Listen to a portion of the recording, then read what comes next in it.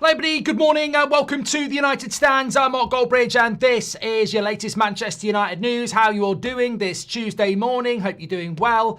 Get your comments in as always. Absolutely ridiculous story to start off with about the demands that Sir Jim Ratcliffe, or the expectations that Sir Jim Ratcliffe has for Manchester United. He thinks we should be getting in the Champions League, and you know what? If we've got, I suppose, our own assessment on the Ineos ownership of Man United and their failings, I suppose this just highlights the, perceived stupidity of the people in charge of our football club. So this is coming in from Ben Jacobs. Sir Jim Ratcliffe feels the Man United squad is good enough to qualify for the Champions League this season.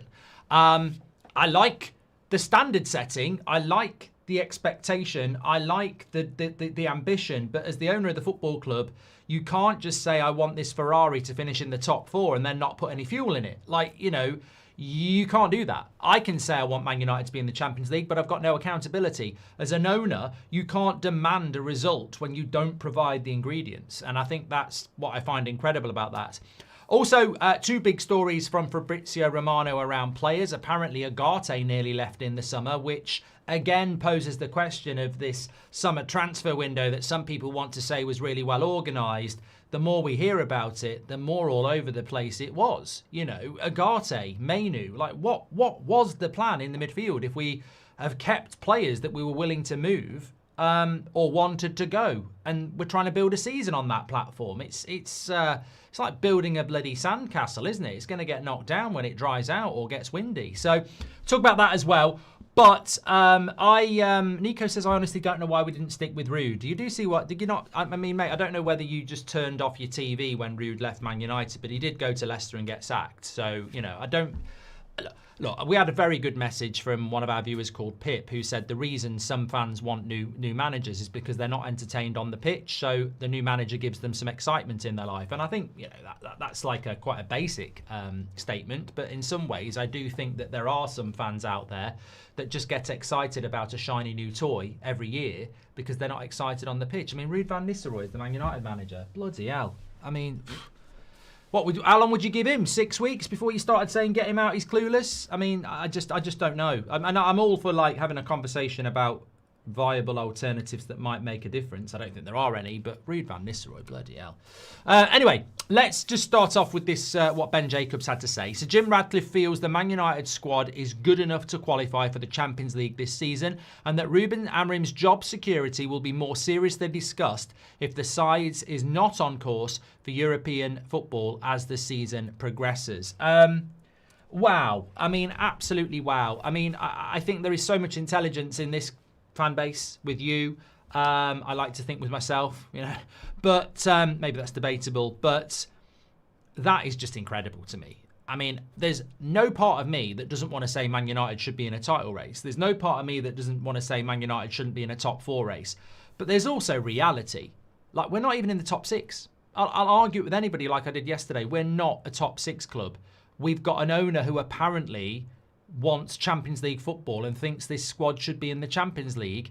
And if we're not in the race for that, then he'll look at sacking the manager. I mean, what's the bloody point?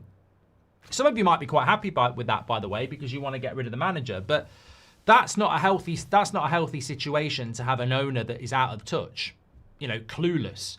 And we look at what's happened at Nice, and it ain't great. And we look at what's happened at Manchester United, and it ain't great. And I just pose this question calmly again. What does this guy know about football?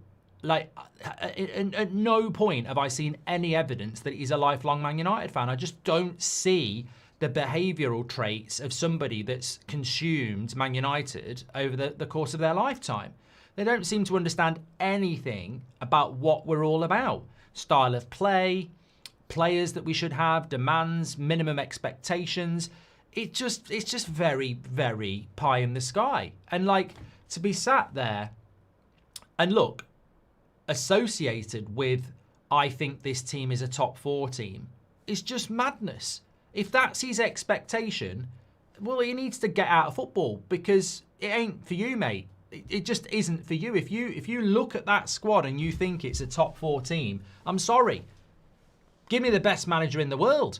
He's not getting top four. Pep Guardiola, Arne Slot, bring Jurgen Klopp back, put them all together. It won't work, mate. That is not a top 4 team. So if that's what our owner thinks, who's in charge of the football side of things, then we're doomed. These are not the people that should be in charge of this football club. Absolutely not. And I know it sounds strange because if he said we're looking at mid-table, I'd hate that. I'd absolutely hate to have an owner that says we're looking at mid-table, but we're more of a mid-table team than we are a top 4 team. And that's basically on the owner. And I sort of go, well, are they putting these unreal expectations on the team to sort of blame shift? Is our owner a blame shifter? We know some of our players are, but is our owner a blame shifter? Is he allowing that to go out there because he wants to be the guy saying we should be getting top 4 with this team? Look at me, look at my expectations. But I ain't falling for that because, again, that's just blame shifting. Oh, it's not my fault, it's the manager. We should be getting top 4 with this team. No, you're responsible for where we are as an owner because you haven't plugged the gaps to stop us sinking that we're all seeing. I absolutely am willing to have the conversation we've had for the last 24 hours about certain team selections, but I don't care if Amorim picks the right team and the right formation and the right system, whatever that is, that team's not a top 4 team. I don't think anybody would dare to say that's a top 4 team. It can't be. It just absolutely isn't. And if that's what our owners think we've got, we're in massive trouble. Absolutely massive trouble. You know, I look at Man United and if this is an F1 race and they think we've got a McLaren, a McLaren pushchair, we haven't got a bloody McLaren Formula 1 car, we're not in that race. And if that's what we're thinking, incredible. And we must fight that because beyond whether it's the right manager and whether these are the right players, you've got to look at the top of the club and say that we need leadership, we need direction, we need reality. We don't need bloody fantasy football. Top 4, wow. I find that absolutely incredible. But, you know, maybe I'm in the minority on that one. But I just don't see it. And as I said before, remember top 4 is Man City, who've just beaten us, Arsenal, who've beaten us, Liverpool, who are the champions, and Chelsea, who behave like a football club and are also, you know, already finished in the top 4. We're not in the top 4. And I would argue, without repeating myself, that Spurs and Newcastle have a better team than us. Better balance, better across their 11.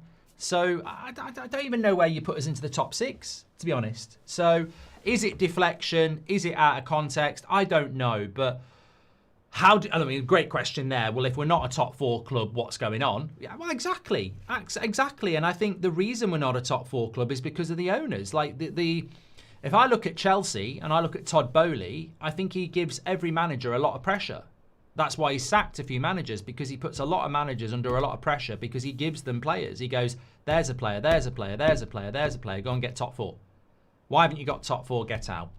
And I look at United and it's like, you should be getting top 4. Where's my players? Wow, you should be getting top 4. And if I was Ruben Amorim, I'd be saying, look, I know I'm doing rubbish. And if you want to sack me, that's absolutely fine. But in fairness, with regards to this squad, and I'll defend the next manager, at what point do you think that is a top 4 team? Please tell me why you think that's a top 4 team. Come on. I want to know. I really want to know. Well, at the end of the day, Cunha, he's a good player. Yep, he is. Mbumo, yep. Sheshko is a good player. We spent £200 million, you know, at the end of the day. And you go, yep, 3 good players. They've been here for not 3 months yet. So, yeah, they've got to be given time to adapt, but they're good players. Carry on. Casemiro, he's won the Champions League. Yeah, about 10 years ago. Next. Bruno. Yeah, well, I'll take that one. Dorgu. Yeah, potential. Le Mans. Potential. Delo, shut up. Delit. Yeah. Yoro, potential. Yeah. Okay. I'm sorry, Sir Jim. There's a lot of holes in this story that you're trying to tell. This ain't a top 4 team. You're talking out your arse. And you're going to sack another manager after me if you think that's the case. I just want realism. I want realism. I look at United this season and I sort of hoped that we might be able to go for 5th. I think that's incredibly unrealistic now. I think Spurs and Newcastle are just visibly better than us, and unless they implode because of Champions League football and injury, I just don't think we're competing for that. I think we're competing for 7th. I think that's the reality, and that's with or without Amorim. I think 7th place is the limit. You know, even if you brought an Ollie in and you had at the wheel for 3 months, I don't think we're a team that gets in the top 6. So it worries me that the club might think that if we're not in the Champions League race, we might sack the manager. I just don't like that type of ownership. I want reality. I want people who front up.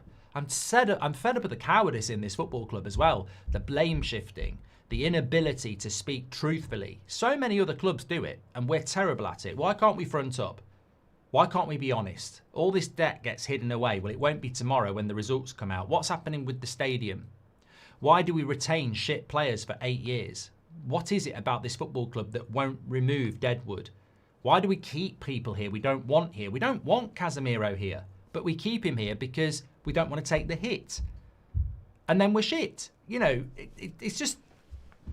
I think that this football club would be in a lot better position if we actually had somebody that was very good at speaking to people and could just be honest and go, look, you know what? You're not going to like what I'm going to say. And maybe I shouldn't have bought the football club. Maybe I should have left the Glazers to rot, so they had to sell it to somebody else. You know, I put my hands up for that, but I did. And I did it because I wanted to make Man United great again. And to be honest with you, walking into this football club, you know, as much as I want to work with the Glazers, we have to be honest. We're in huge amounts of debt. We can't afford this. We can't afford that. We've got players here who won't leave. I mean, what damage does it do if you say Casemiro won't leave? He's running his contract down. We all know it. Doesn't mean he's not going to be professional, but we all know he won't do it. I mean, just say it. Just say, look, we could have had an extra £20 million to go towards a new midfielder, but we've got a player that's got a contract that we didn't give it him, and he wants to run it down. He's a professional player. He will work really hard, but we would have moved him on in the summer because that's what we wanted to do, but we can't do anything about it. And some people would disagree with that, but look, you know, these are problems that really do cause the club issues. I mean, Fabrizio Romano, I think it was Fabrizio Romano, was talking, I don't want to misquote here, because it feeds quite nicely into what I wanted to move on to next. Yeah, it was Fabrizio Romano. Harry Maguire's contract will expire next summer and he would love to stay at the club. United are considering that and it's a possibility for him to sign a new deal. Why? Like, you've got Harry Maguire in his, you know, well into his 30s, who, as we saw at the weekend, is a model professional, but is not a modern centre-back and gets exposed for pace. Why would you not just play Tyler Fredrickson or Aidan Heaven and look to the future? Why do we keep clinging on? Don't talk to me about leadership as well. With all due respect, our leadership club, I ain't following them anywhere. I can't follow them because... Where are they? What is our leadership group? Bruno, Harry Maguire, Luke Shaw, Delot, Tom Heaton. What are they leading us to? With all due respect, they're probably all really nice guys. But what are they leading us to? What the worst leadership group in football? Like, you've literally collectively sacked at least 3 managers each. And what have you done? What are you leading this new team to? Like, we need to turn our back on that. We don't need to keep these people. They're good lads. They're well liked within the club. But you know what?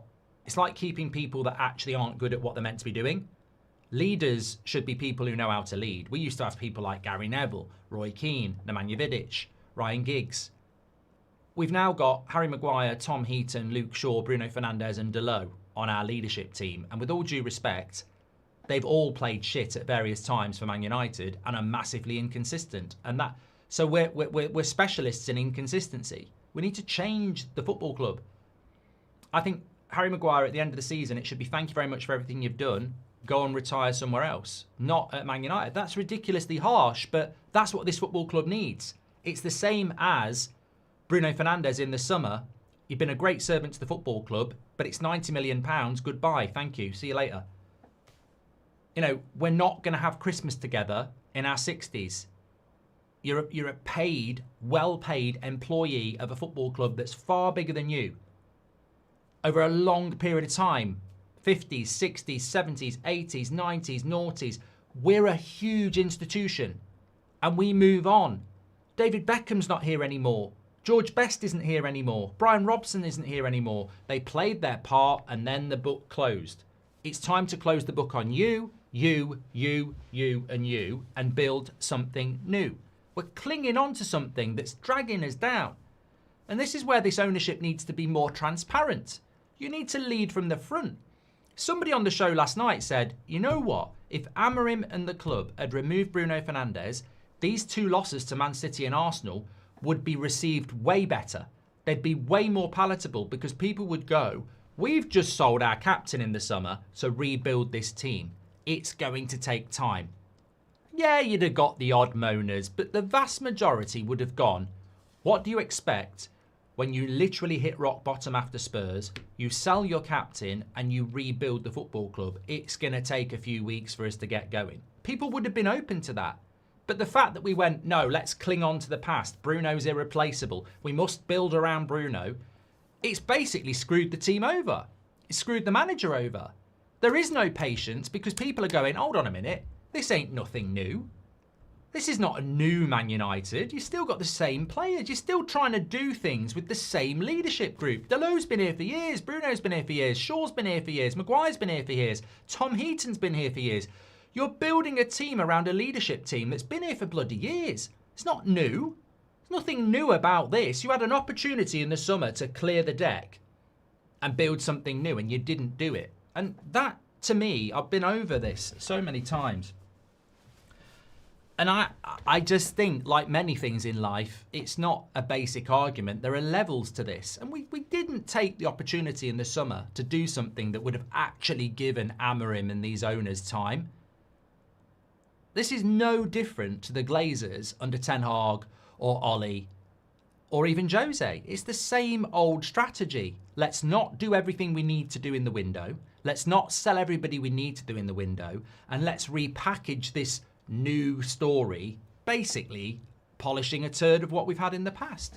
And that's sort of where we are, aren't we? And that's why there's no bloody patience. There's no patience because everybody's got eyes and can see, ultimately, apart from, 3 or 4 new signings, the main core of the team is still the same core leadership team that we've had for bloody years.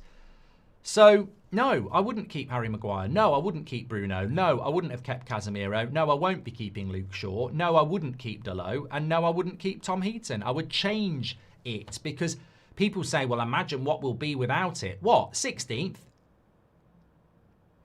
This leadership thing doesn't work. They might be good lads, they might be well liked, but they don't work. And people within the team might think they're good lads and they're good leaders, but it doesn't work. Look at the results. We've not won 2 games in a row under Amorim, apparently. Your plan doesn't work. Scrap your plan, but guess what? It's too late now because the window's closed. And Sir Jim thinking we're going to get Champions League football with that squad. You know what? If it wasn't so early in the morning, I'd be laughing my head off. It's incredible. Let me get some of your comments. Oh, I need to talk to you about Ugarte as well. Really interesting story about Ugarte. I mean, wow. Turd Polishers FC, says Ando. Amorim, Sir Jim are both at fault for Bruno staying, says Rohan. Absolutely, collectively, yes. Absolutely. That's a collective decision. At no point can anybody say it's on Amorim. It's collective. Because I'm telling you now, if Wilcox, Barada and Sir Jim had gone, we need the 90 million, Bruno would be gone. Maybe Amorim would have walked as well, but he would be gone. Maybe that was the case. Maybe Amorim said, if you sell him, I'll leave. I don't know. Maybe Amorim wanted to sell him and the club said absolutely not. We don't know. Because guess what? Welcome to Manchester United, the biggest secret club in the world. I mean, I don't think there's many football clubs out there that wouldn't have communicated that in a better way. Was it a collective? We can't sell him. Was there somebody that would have sold him? Was somebody threatening to leave if we sold him? A lot of people say to me, where do you stand on this Amorim in, Amorim out situation? I tell you what, it's conflicted. And I don't know whether it's like it for you, but it's very, very, very conflicted. On the one hand, I massively back the manager. I think we always talk, whenever a manager comes in, we always talk about giving them at least 3 years. That we've had 10 years of mistakes that could take 10 years to turn around. We can't do it in 10 months. It might have to get worse to get better. I think removing the likes of Garnacho, Rashford, Sancho, Anthony is never really been done before, and we need to do a lot more of it. So, you're breaking up friendships, relationships, people won't like it. I think that this club needs a severe period of change that may impact results. So on the one hand, I'm like, let's stick with this. And also, I think for 90 minutes against Arsenal, we played well. I think for 25 minutes against Man City, we played well. I think for 20 minutes against Fulham, we played well. And I think for 45 minutes against Burnley, we should have been 4-0 up. So I look at the 4 Premier League games and I go, there's been signs in that team that we are getting better. But the Bruno thing, I just can't get on board with. I just can't. I cannot get on board with him in the midfield, and I don't think he's going to change that. So I'm sort of like, for everything positive I've just said about sticking with it and the positive signs in some of the games, there's this whole Bruno in the midfield thing that he won't change, and that irritates me so much.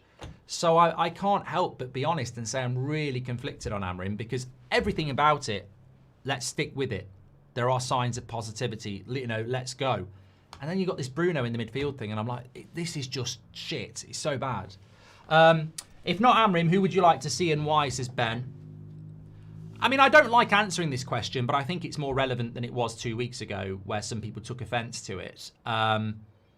Conte is where I would go. Because I think he's a fusion of pragmatic and decent football.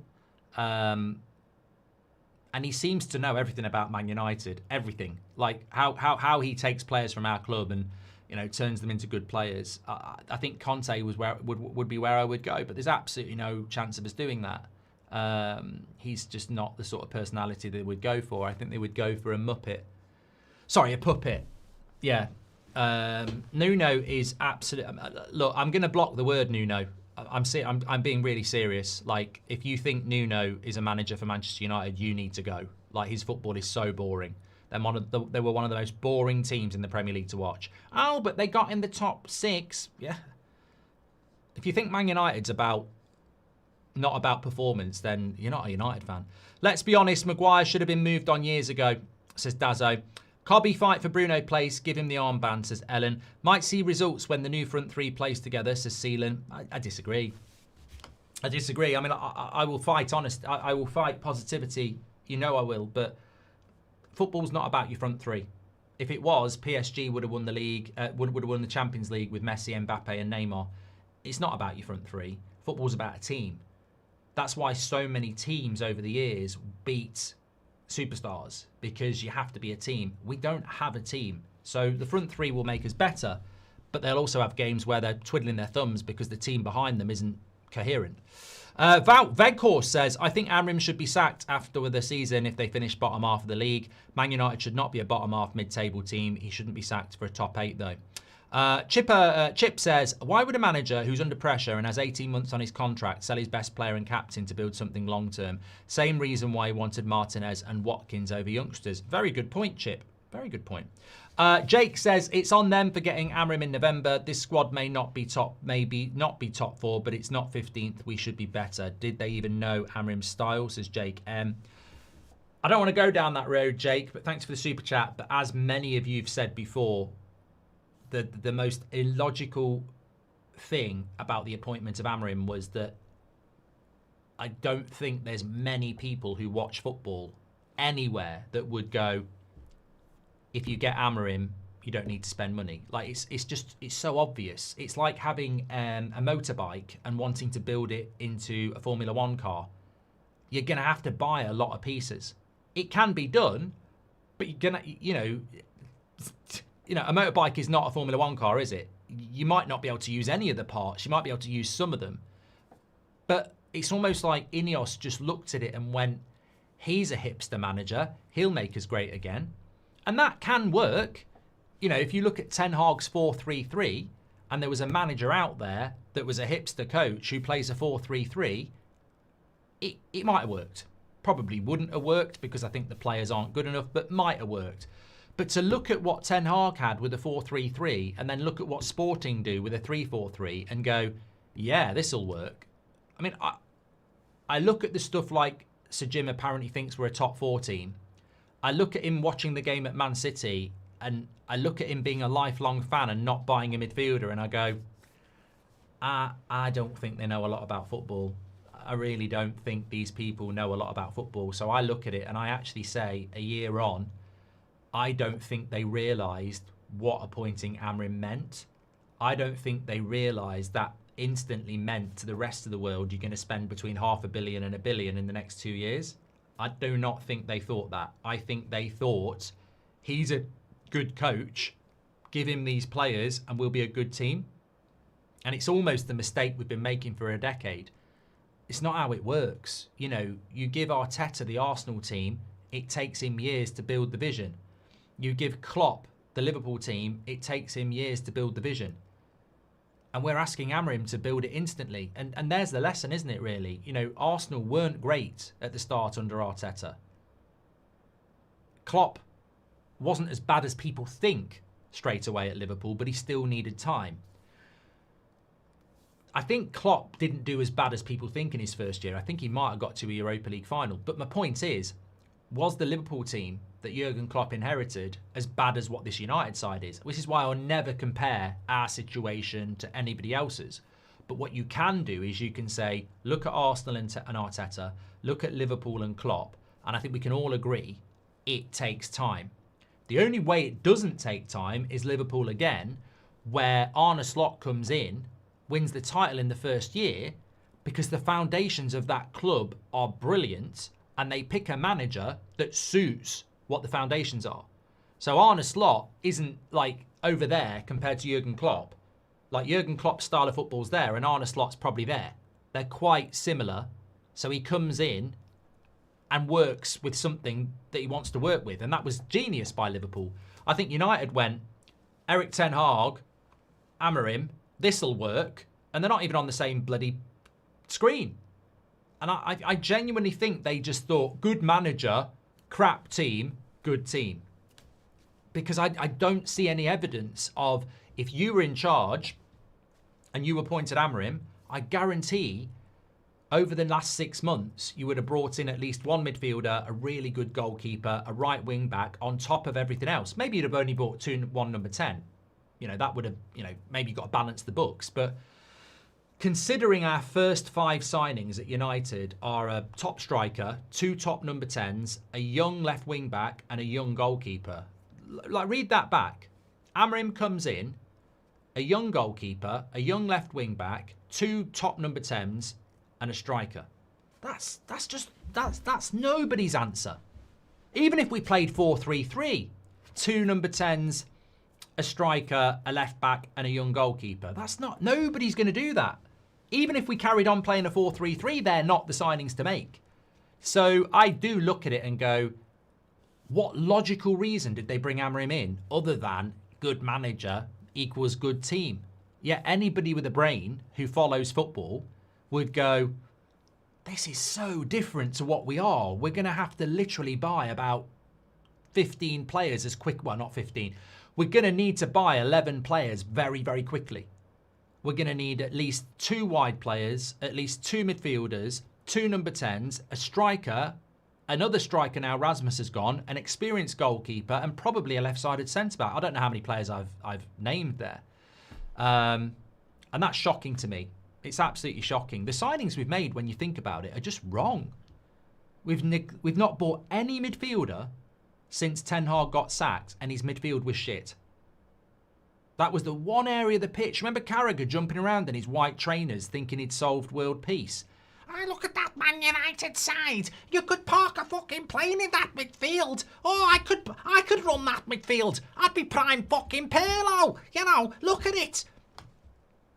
We sacked Ten Hag. His midfield is rubbish. 11 months later, we've got the same midfield. How is that a thing? I don't know. I really don't. James says, do you think the fact that they only gave Amorim a short contract indicates they didn't expect to have to change too much of the squad? Yeah, exactly, James, yeah. Ineos doing the same thing the second year running. Back Ten Hag, sacked him in November. Right now, I can see it happening to Amorim. No lesson learned, says Ricky. I want a proven European Cup winner, Jose, says Keel. He won't drop it. So Jim Radcliffe is clueless, but at least he has high standards. Sully, they're probably the most dangerous people you can work for.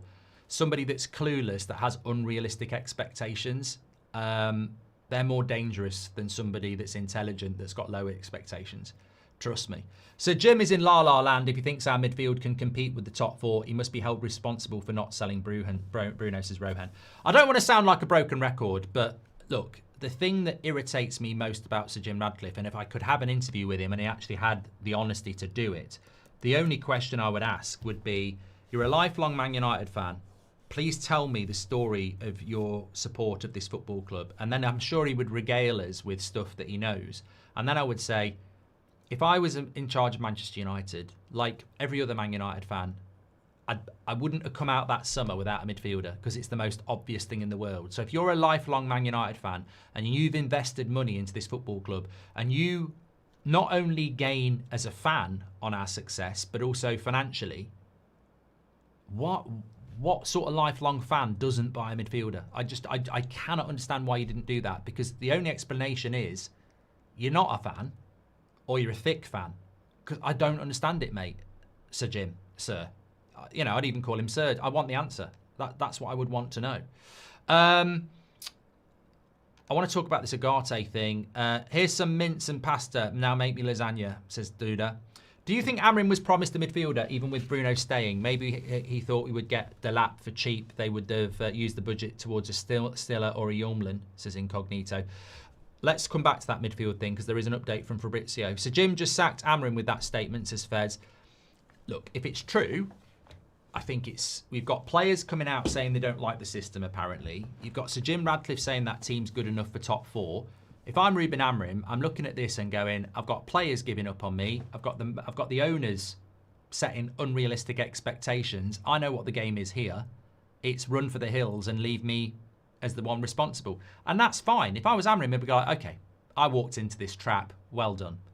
I should have listened to people. These players will stab you in the back, and so will the owners. You know, don't cry for me, Argentina.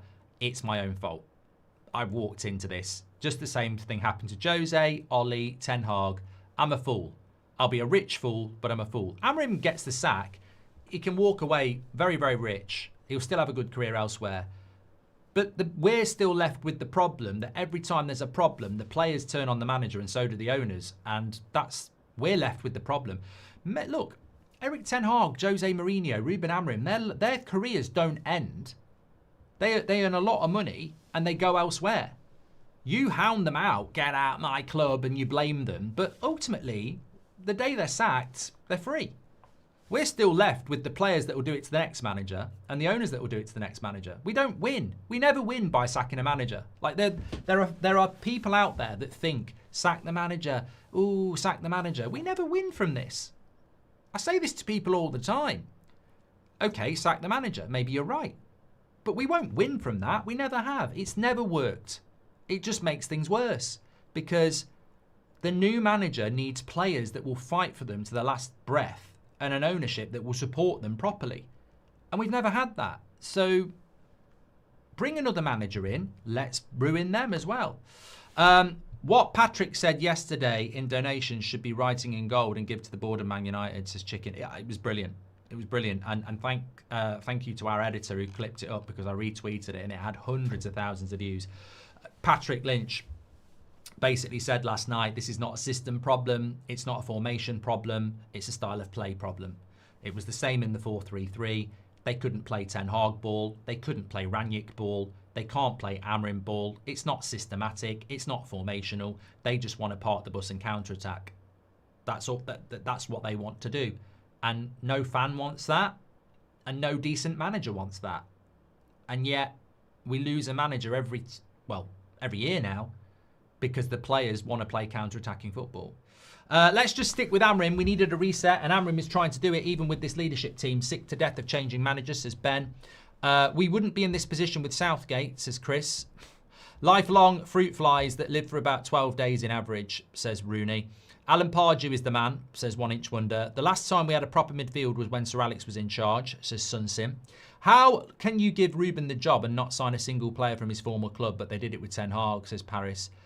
I would take that further, Paris, and I would say, how can you give a manager a job after Ten Hag and not give him a midfielder? Like, it's not a hot take. It's an obvious take. the biggest problem with Ten Hag's team was the midfield. We spoke about it for 9 months, and then the mainstream started talking about it as well. The midfield for Ten Hag was shit. And Amorim's using the same one. If Amorim gets sacked, who would you bring in? I've done that from Cameron. Just to think that buying Mbeumo and Cunha forced Amorim to push Bruno at number 8 makes this transfer window even worse, says Dimitri. While Amorim has stuck with this system and Ten Hag didn't, they are making the same mistake. Wrong in-game tactics and loyalty to personnel instead of doing what's best for the team, says Jimmy R. Worrying thing is we need midfielders, but as much as I love Dorgu, Mazraoui, it's becoming very clear we need wing-backs, barely 50% through a proper rebuild. I have a big list after the Sunday game, and I need to start working my way through it because it goes. I think we've spoken so much about the manager and the Bruno midfield problem, and they are big problems, but you're absolutely spot on. I like Dorgu, but he might not be ready for 18 months. Like, he's 21, isn't he? 20, 21. He's just not the finished article, and he shouldn't be perceived to be that. Like, he's not the finished article. There are good signs, but, you know, he isn't Mendes. You know, he's not ready for the job. And down the right-hand side, I don't think we've actually got somebody that can do the job. So you're absolutely spot on. The wide players aren't up to it at the moment. This club is constipated and needs a giant's enema. I'm so tired of the manager, merry-go-round. Until we clear out all the low IQ turds that shat themselves in the Europa final, we're not going to prove, says Jeremy. Nuno or Southgate for managers, says Big Z. I'd rather we did it. You know, as a community, I'd rather we were the manager. We'll just pick a team on a Thursday by poll. Cameron Willis, thank you very much for joining the members club. If Amorim's sacked, Zidane is the only answer. Old school winner, proven ability, aura to control and play at our pace, not this score one, concede one, says Caleb. The amount of players playing out of position in this team is ridiculous. Shaw centre-back, Mazraoui centre-back, Ahmad right wing-back, Bruno CDM, Bienda goalkeeper, and Delo wherever he plays, says Mira FTW. PYP says, I'm a Liverpool fan from Indonesia. Fun question. Do you like Liverpool fans take over as the owner? Will you still support United 10 years from now? It's a very weird one. Our neighbours have moved on. Mahrez, De Bruyne, Kyle Walker, Edison, and more, and still have a better squad, says Inu. Because that's what you do. We used to do it. Man City is just if you're a younger fan, Man City's whole model is based on Man United. 100%. Man United, if you can't remember the glory days of Man United, what Man City do is based on us. Their brilliant youth system and their ability to move players out at the right time was our thing. Under Sir Alex Ferguson, we had a really good youth system and we moved players out at the right time. David Beckham, Jaap Stam, Ruud van Nistelrooy, Roy Keane. He would not have kept Lindelof that long. He would not have kept Delo this long. He would not have kept Luke Shaw this long. He would move, and if players were shit, they were gone really quick. The Cleversons, the Jembas, the Taibis, they were gone in the blink of an eye. All Man City have done is what any decent team does, is follow the method of other teams. And Man City are basically what Man United were 20 years ago. Jurgen Klopp's Liverpool, very similar to Manchester United. Under Sir Alex, I always said that, and it was a compliment. The funny thing is, we've forgotten what we used to be. Seth says, Sir Jim Radcliffe is an old geezer that say whatever he wants. Because he's a billionaire, he thinks everything he says is pure gold. From the lineup against City, only De Ligt, Yoro and Mbeumo are worthy of being a United player. Out and About with Job says, I think the absence of Martinez has been massively overlooked in the reasons for the run of bad results. We've missed the passion and the fight. PYP, thanks for joining the members club. Just in relation to Lisandro Martinez, I don't disagree with you on that point, by the way. But it's a little bit like, and I agree with what Gary Neville said on Sunday. I was listening to the post-match stuff with Keane and Neville and Mika and on Sky. And the presenter mentioned injuries, no Cunha and Mount. And Gary Neville says, I'm not having that. I'm not having that because I'm not even going to talk about that because Man City didn't have Mamouche, Cherki, Stones. Like, injuries are a problem, but everybody has them. And that's the same thing with Martinez, isn't it? Lisandro Martinez makes us a better team in a key position. He can step into the midfield. He's left-footed. I think he'd work really well. But he's basically been injured for 2 years. you can't wait for a player that's been injured for 2 years to come back and use it as an excuse. You go and buy a player that can do the job. And Luke Shaw can't do the job.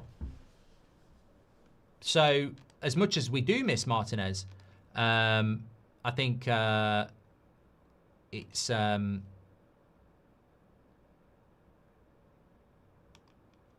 we can't use it as an excuse. We've just come out of a transfer window, and Martinez might come back and get injured again as well.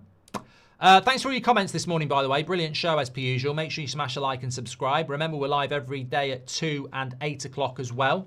10 o'clock in the morning. Bit of a treat for you tonight as well. My FC 26 Man United career mode will be brilliant this year because Man United aren't very good. So it's the first career mode where it's going to be really interesting because we're not very good. People are saying you need to play a 3-4-3. Surely the whole point of a Goldbridge Man United career mode is to show you what I would do. And I wouldn't play a 3-4-3. So I'm not playing a 3-4-3. But I have got some very interesting ideas about scouting and players I want to bring in. That should be starting this week. But as a little treat tonight at 6 p.m, I will be live on the Mark Goldbridge channel playing FC 26 at a very special location with some very interesting friends. So the link is in the live chat for that. Put it in your diary, 6 o'clock, and tune in. I haven't played for a while, and I think some of the people that are going to be playing pro clubs might be a little bit more high profile at this game than me, but we'll give it a go. John United says, makes sense the new stadium looks like a circus because Sir Jim is a clown. Does he even watch them play? Might as well start searching for a manager now. The shiny toys might buy him some more time. I just want to add to that, John. If Amorim gets sacked, Wilcox, Barada and Sir Jim should get sacked. They won't, but they're the decision makers. You're blaming the chef and not the restaurant owner. Like, we need to... we never learn from this, but the people who appoint Ollie and Jose and Ten Hag and Ranić and Amorim are still at the club every time. And we all want to blame the manager, and we know the players are responsible, but let's not forget the people who make these appointments and keep knocking us into more debt and knocking us further down. Man United are on a mountain and we keep falling down the mountain. Who's pushing us down? The people at the top. With rot at the top, we can never return to our best, says Ricky. Stage of manager downfall: 1, inconsistent performances. 2, questioning tactics. 3, manager will sack himself. 4, players lose faith. 5, owner statement sticking with the manager. 6, manager sack, says Big Z.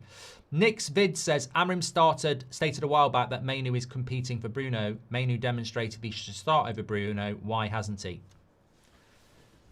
Look, somebody messaged me this morning saying, if we lose to Chelsea, is that it? No, I don't think it is. I think it will become worse than it is at the moment, but I don't think that will be it. I think they'll go to the international break no matter what. And obviously there's 2 winnable games after Chelsea in Brentford and Sunderland that ultimately will be sackable games because they're the games that you lose and you lose your job. I think if I could get through to Amorim with positivity, I would say, whatever you do on Saturday, don't put Bruno in the midfield. Even if you lose to Chelsea but Bruno's not in the midfield, you'll buy yourself more time. If you start Bruno in the midfield and you lose, you're dead meat. If you start Bruno as a 10 and play Ugarte and Casemiro or Ugarte and Mainu and we lose, you'll give yourself more time. It's that simple. There will be outers, of course there will, but if he changes his midfield, he will get himself more time. I just don't know. I don't think he will. Amorim and Sir Jim are both at fault. Bruno staying, says Rohan. Thank you very much. I need to talk to you about Ugarte. The last time fans are the culprits and they bring down the club, says Tilak. Amorim reputation does not merit his stubbornness, says Keel. Would you take Sanchez as United boss with Ranić as director of football? Girona play brave attacking football and he's out of contract in 2026, says Gavin. The thing is, I'm not looking for a manager at the moment, Gavin. The thing is, I'm not convinced by any manager. Problem is, we never change. Therefore, it doesn't matter who we bring in. I'm not Amorim in or out. Elliot, I sort of agree with you. I don't think anybody comes into this situation and makes any change because we've done it so many times. You can't be successful in a situation where, you know, it's a little bit like, I would describe becoming the Man United manager as the, you know, the new guy walking into the gladiator pit with all the gear. And everybody goes, ooh, show us your sword work. Ooh, show us how you defend yourself. Ooh, we like you, we like you. And then they circle you and they watch you and they realise where your weaknesses are, and it's stab, stab, stab. And the people who are circling you are the players and the owners. They invite you in and they act like you're going to be the leader. And they go, ooh, look at his sword work. Look at his shield. Ooh, look at that. And what they actually do is they're eyeing up where your weaknesses are. And then gradually they'll take you down. They invite you in as a friend and a leader, and then they stab you. And it doesn't matter whether it's Xavi, Amorim, Ten Hag. Every one of our managers has come in with, ooh, look at them. Oh, they're going to be really good. And they get circled by the players and the owners, and they spot their weaknesses, and it's jab, jab, jab. And that's what will happen with the next manager as well. And that's the naivety out there, is that nobody can tell me that's not the case. So if you're going to bring a new manager in, and we may well, nobody can convince me that we won't be in this position in the near future. Because if you keep the same players and you keep the same owners, they've done it. These owners have already done it to Ten Hag, and this will be Amorim. So they've got 2. The Glazers have done it to about 6. Some of these players have done it to 3 or 4. Like, it's the Game of Thrones, basically, isn't it? And the manager always ends it up isolated, surrounded, and unable to fight the odds. They just become an island. The seeds are being planted for Amorim departure, says Roy. Hey, sorry about your face, says, as a Brighton supporter watching your club for the Belabour stuff, why did the owners sign 2 players that didn't fix any of your problems from last season? If you were put in as manager, what would be the first 3 things you would do, says Willem? I would change the midfield. What, now? I can't sign players now. So, Willem, I would change the midfield. I've got to do something in goal. I don't even know what Lamens is like, but I'd start Lamens in goal. I would change the midfield. I'd go Ugarte and Casemiro, or Ugarte and Mainu. I would put Bruno next to Mbeumo until Cunha comes back. And I would probably stick with Mazraoui at right wing back, because I think he's better than Ahmad defensively. Yeah, that's what I would do. This is all excuses, says Davy. How many players had Amorim got rid of? Not even near Ten Hag. He's been backed. And Jim, right. Jim is not selecting the players. Don't make any sense, Davy, but thanks for your super chat. The reason it doesn't make sense, mate, is because you're trying to say that Amorim's been backed, and we've just spent half an hour talking about how he's got the same midfield as Ten Hag. Keep Amorim, sell Fernandes, Luke Shaw, Harry Maguire, Casemiro, and build new, says Visual. I can't wait for us to sack Amorim, and then in 3 months with the new shiny toy we've got, fans blaming the manager again. It's the fans' fault as well, says Trey. We may as well have lost to City, but at least Casemiro looked lean, says Nina. I just want to say, I should have spoke about this earlier, apologies. So this was from Fabrizio Romano. I would just say this though. Fabrizio is one of the best transfer journalists in the game, and so is David Ornstein, and Ben Jacobs had a good summer. Why is it on the 16th of September we're only finding this out now? Why was this never a thing throughout the summer transfer window? And Man United leak like a sieve. So I'm not disputing the validity of the story.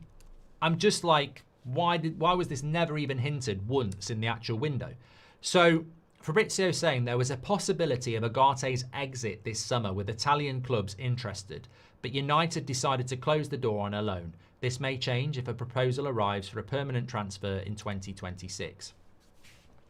This is from Fabrizio Romano, right? Now, I've left it towards the end of the show because I do sort of agree with what I just said. Why is this coming out in the middle of September and it was never mentioned before? But it's coming in from Fabrizio, so you have to respect it. All I take from that is there has to be an element of truth because of who it's coming from. And then secondly, what I take from it is it just exposes the hypocrisy again. Mainu wanted to go. Bruno should have been sold. And apparently we were considering Ugarte going and we wanted to get rid of Casemiro. What was the plan in the midfield then? Not to have one? I mean, we definitely wanted Casemiro gone. Mainu wanted to go. Ugarte, we were looking to move on. I mean, what? I mean, you couldn't have a more obvious statement that we messed up in the midfield. Like, we clearly wanted one, possibly two, and got none. And remember, we did try to get Conor Gallagher in the last few days of the window. We did spend 2 weeks talking to Belabor. We've completely, I mean, I don't really have anything to add other than the Ugarte story just proves what we already know. We've absolutely fucked up in the midfield, haven't we? Like, nobody can sit there and say there's no excuse. Like, there is a massive excuse in the midfield. We messed up. Whoever's fault it is, we've messed up massively. It's very, very clear this is not the midfield that we wanted to go into this season with. And it's very, very clear that we wanted to buy at least one midfielder. So we basically messed up, haven't we? As Savage says, we basically planned a lot of things but ended up doing half the job. Yeah. Yeah, I think we ran out of time, didn't we? As I said, I wouldn't say it was a catastrophe transfer window, but I certainly don't think it was a good one. And all that does is prove that we messed up. We messed up in the midfield. We messed up big time. This is Palace. And, you know, whatever happens this season, I look at that midfield and it's definitely cost us. Well, Bruno cost us a goal against Burnley, not marking on the back post. Bruno cost us a goal against Fulham, not going with the Smith Rowe runner. Bruno cost us a goal against Man City, not going with Foden. Somebody said Bruno gave the corner away that Arsenal scored from, but that's on Bienda for me. So we are conceding goals and dropping points because of the midfield, and we clearly didn't do what we needed to do. And yet you've got Sir Jim Radcliffe who thinks we're a top 4 team. How can you be a top 4 team when you haven't got the midfield sorted? How can you be a top 4 team with an amateur in goal? How can you be a top 4 team when you haven't got a midfield? You know, it's mad. It's absolutely mad. JP says Mark just hates Bruno. JP, I think you need to relegate yourself from this community and go and find a simpleton community, because you clearly aren't able to operate at this level of conversation, because there is nobody in this chat that hates Bruno. It's really simple. We all want him to play as a 10, but in the midfield, we hate it. We hate Bruno as a midfielder in this system. As a number 10 is where he should be. It's not a hate on Bruno. It's an appreciation of how good he is, but how crap he is in the midfield. It's as simple as that. United should have done what Liverpool did with Coutinho, sold him and used the funds to upgrade. I love Bruno, but one player doesn't make a team, says Tyrek. Karamad says, conspiracy. Is it crazy to think the board are a little sceptical about fully backing a manager with such a niche style, thus going for broader players rather than niche Amorim type players in case of failure? The problem with that conspiracy, Karamad, is that if you had that conspiracy, you would have bought midfielders, because the one area of the pitch that will transform to a 3-4-3, a 4-3-3, a 5-3-2, a 4-4-2 is midfield. Like, that is the one area of our pitch where it transfers to any system, midfield.